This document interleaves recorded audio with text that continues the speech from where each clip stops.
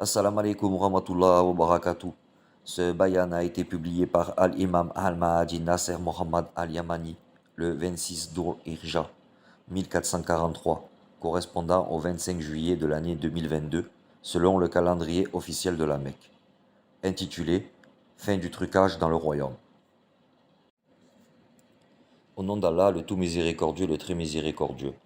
Ne bougez plus de vos places, vous et vos associés, et ne revenez pas encore à l'usage des vidéos silencieuses. Nous leur accordons aucune valeur, et nous ne répondons qu'à celles qui sont audiovisuelles du roi Salman et de Mohammed Ben Salman, comme la vidéo truquée du discours du pèlerinage du roi Salman et celle du sommet qui a été faite en son et en image pour ceux qui regardaient, ou encore celle de la vidéo truquée et ratée du discours du sommet attribué au prince héritier saoudien Mohammed Ben Salman. Ces vidéos sont un échec en raison de l'absence de toute mention de la guerre entre la Russie et l'Ukraine. Le trucage a donc échoué, et face à cette impasse, ils sont toujours dans la galère parce que leur trucage doit intégrer forcément la voix du roi Salman et de son prince héritier pour qu'il n'y ait aucun doute sur la vidéo truquée, au risque d'être dévoilée par les spécialistes de ces techniques de modification des voix. Par conséquent, ils ne pourront plus faire de nouveaux trucages en son et en image une prochaine fois, car tout le monde constatera l'absence de toute évocation de la guerre de la Russie contre l'Ukraine, bien qu'actuellement ce sujet est le plus important parmi d'autres dans le monde entier. Et pourtant, ils n'ont pas trouvé de vidéo qui en parle afin de pouvoir en extraire l'information et de l'exploiter. Ils sont donc toujours dans l'impasse. Tel est le problème, car le roi Salman et son prince héritier n'étaient pas au courant que la guerre de la Russie et l'Ukraine allait éclater pour qu'ils puissent en parler en amont, en son et en image, dans une vidéo gardée pour que les truqueurs puissent par la suite l'utiliser comme un argument si elle existe. Quant au jeu de comédie des déguisés, il faut absolument qu'il soit silencieux, car la voix de la personne déguisée sera forcément démasquée quand elle parle. Oh mes bien-aimés en Allah, ne discutez pas au sujet du jeu de comédie silencieux avec les téléspectateurs dans les mondes, car leur jeu est simple, puisque pour le téléspectateur, le masque est une copie conforme du visage du roi et de son fils, mais la voix dévoile la personne déguisée si elle parle. Et bien évidemment, ils peuvent truquer la vraie voix d'une personne et l'attribuer à une personne déguisée à l'exemple du doublage vocal des séries télévisées. Sauf que je les coince avec un sujet qui n'a jamais été abordé tout au long de la vie du roi Salman et de son prince héritier Mohammed Ben Salman. Il s'agit de la guerre de la Russie et de l'Ukraine sur laquelle aucun d'entre eux ne s'est prononcé au cours de sa vie. Et il est là le problème, car cet événement a été le premier fait mondial qui s'est produit après quelques jours de leur anéantissement. En effet, la guerre de la Russie et de l'Ukraine a commencé au mois de février, et c'était le premier événement historique survenu directement à peine quelques jours après leur anéantissement, selon un destin préécrit dans le livre prescrit, pour constituer l'argument irréfutable contre les truqueurs, car ils ne pourront jamais trouver de vidéo ni du roi, ni de son prince héritier, où il s'exprimerait au sujet de la guerre de la Russie et de l'Ukraine. C'est pour cette raison que votre imam évoque dans chaque bayan une condition fondamentale concernant les nouvelles vidéos où le roi Salman et son prince héritier doivent absolument parler de la guerre de la Russie et de l'Ukraine. Et la question qui se pose est la suivante. Comment pourrais-je savoir que les vidéos du roi pendant le pèlerinage et celles de son prince héritier Mohammed Ben Salman au sommet ne comporteront aucune évocation de la guerre de la Russie et de l'Ukraine, ce qui me permet de lancer le même défi dans chaque bayan? Comment pourrais-je le savoir si je n'étais pas sûr qu'ils étaient anéantis par Allah avant même le déclenchement de la guerre? Et ne me dites pas que le montage et l'intelligence artificielle peuvent faire parler le roi et son prince héritier au sujet de la guerre de la Russie et de l'Ukraine. Dès lors, je vous coince sur preuve en vous disant, certes, ils ne pourront pas, même s'ils s'y mettent tous ensemble, et je sais bien ce que je dis. Par contre, ils peuvent trouver tout autre sujet et l'extraire des rencontres privées et des réunions ultra confidentielles filmées dans des vidéos qu'ils gardent pour eux dans leurs archives et qui ne sont pas sur Internet alors qu'il y en a beaucoup. Et un grand nombre de ces vidéos se trouvent au conseil consultatif et dans beaucoup d'autres endroits. Car je vous vois chercher un passage du trucage sur Internet et apporter des preuves infondées ou un mot non convaincant pour tout homme rationnel. La raison en est faite. celle avec laquelle le khalifa d'Allah, Al-Mahdi, les défie, à savoir de parler d'un nouveau sujet survenu après leur mort et qui n'a jamais été abordé tout au long de la vie du roi Salman et de son prince héritier Mohammed ben Salman, à condition que le sujet qu'ils abordent soit récent, important et nécessaire à évoquer s'ils étaient encore vivants et en pleine forme, comme le sujet de la guerre de la Russie et de l'Ukraine. Et ce nouveau sujet n'avait jamais été abordé tout au long de la vie du roi Salman et de son prince héritier.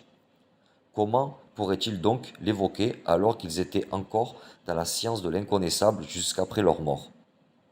Car cet événement a débuté directement après leur mort, afin qu'il soit la preuve irréfutable contre les truqueurs.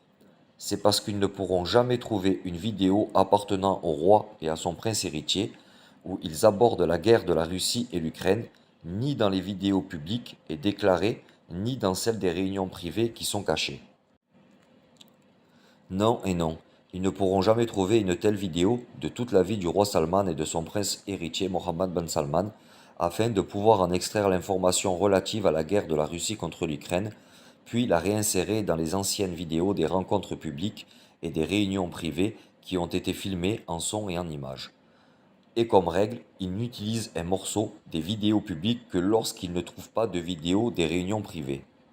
À savoir que la plupart des paroles qui traitent abondamment sur divers sujets se trouvent dans les réunions privées. En fait, ces vidéos ont été bien archivées par eux et elles ne sont pas révélées.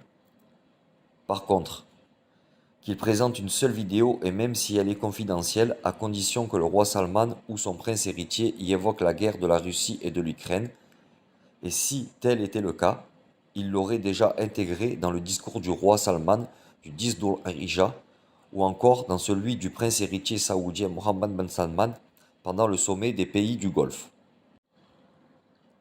Ce qui fait que les vidéos du roi Salman et de son prince héritier sont vraies en quelque sorte, puisque les discours sont prononcés par leur langue sans aucun doute ou suspicion.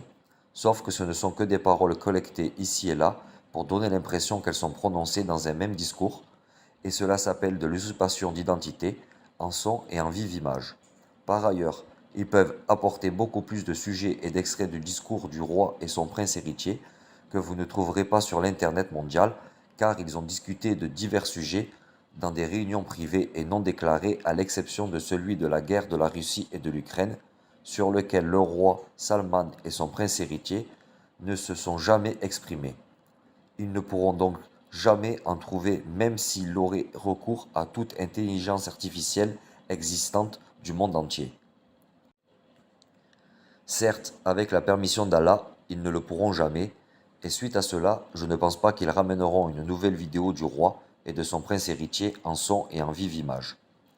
Enfin, cela ne leur servira à rien tant que le sujet du défi n'est pas cité. Faire parler le roi Salman et son prince héritier Mohammed ben Salman au sujet de la guerre de la Russie et de l'Ukraine, tel est le vrai dilemme. Et suite à cela, je n'abandonnerai absolument jamais ce défi, quelles que soient les vidéos truquées qu'ils préparent. Elles se révéleront certainement vaines jusqu'à ce qu'ils apportent une vidéo du roi Salman et de son prince héritier dans laquelle ils abordent la guerre de la Russie et de l'Ukraine. Qu'ils la ramènent alors s'ils sont capables, sauf dans un seul cas. C'est qu'ils ressuscitent l'âme du roi Salman ou qu'ils réveillent Mohammed ben Salman de son coma dû à la mort clinique pour qu'ils les informent du temps qu'ils ont passé morts et qu'ils les informent de la guerre de la Russie et de l'Ukraine, ou alors qu'ils organisent honnêtement une conférence de presse en son et en vive image et en direct afin de parler de cette guerre. Et ma condition restera toujours en place, vu qu'il n'est pas difficile pour eux de mentir, en prononçant un mot à la télé en direct, mais une conférence de presse véridique est trop difficile parce que les journalistes vont poser des questions au sujet de la guerre de la Russie et de l'Ukraine et sur la position du royaume vis-à-vis de cette guerre et sur leur rôle potentiel de médiateur visant à y mettre fin, étant donné qu'ils sont amis des deux pays en conflit. Par contre, cette réconciliation nécessite obligatoirement une apparition publique du prince héritier saoudien Mohammed ben Salman. Loin et loin. En ce qui concerne ce sujet, je jure par Allah qu'il n'apparaîtra jamais dans une rencontre télévisée. Et bien plus que cela, les vidéos ayant une image et un son audible pour tout le monde touchent à leur fin, et le trucage est terminé dans le royaume. et le jeu de comédie silencieux ne nous intéresse pas d'en savoir plus à son propos. En fait, eux, ils les utilisent pour camoufler aux gens la mort du roi Salman, de son prince héritier Mohammed Ben Salman et du vice-ministre de la Défense Khaled Ben Salman. Donc, ils n'ont qu'à mettre à bas le défi d'Al-Imam Al-Mahdi Nasser Mohammed Al-Yamani, qui est en effet l'apparition du roi Salman ou de son prince héritier Mohammed Ben Salman, ou encore celle du vice-ministre de la Défense Khaled Ben Salman. Quant aux mascarades silencieuses, nous ne leur assignons aucun poids. Leur existence est comme leur absence car elles sont tout simplement muettes. D'ailleurs, même si Mohammed Ben Salman et son père visitaient tous les leaders du monde, l'acteur n'osera jamais se manifester accompagné de l'un d'eux lors d'une conférence de presse. C'est pour cela qu'il a refusé de se montrer lors de la conférence de presse avec le président américain Joe Biden, et vous avez vu le président américain y apparaître tout seul dans le royaume d'Arabie Saoudite. Autrement dit, ils n'ont pas pu mettre un terme aux défis émis en toute vérité que nous avons mentionnés plusieurs fois et qui sont tout à fait véridiques et lancés dans la série de l'histoire du décès du roi Salman et de son prince héritier. Et effectivement, vous n'avez pas trouvé l'évocation de la guerre de la Russie et de l'Ukraine et vous n'avez pas vu l'acteur oser se montrer côte à côte avec le président américain Joe Biden lors de la conférence de presse en direct car il craint d'être démasqué par sa voix. Et la vérité s'est manifestée clairement à propos de l'évidence des défis d'Al-Imam Al-Mahdi Nasser Mohammed Al-Yamani. Et il n'y a point de voix qui pourrait prendre le dessus sur la voix de la vérité. Toutes mes salutations à tous les messagers et louanges à Allah, Seigneur des mondes, le khalifa d'Allah et son serviteur, Al-Mahdi Nasser Mohammed Al-Yamani.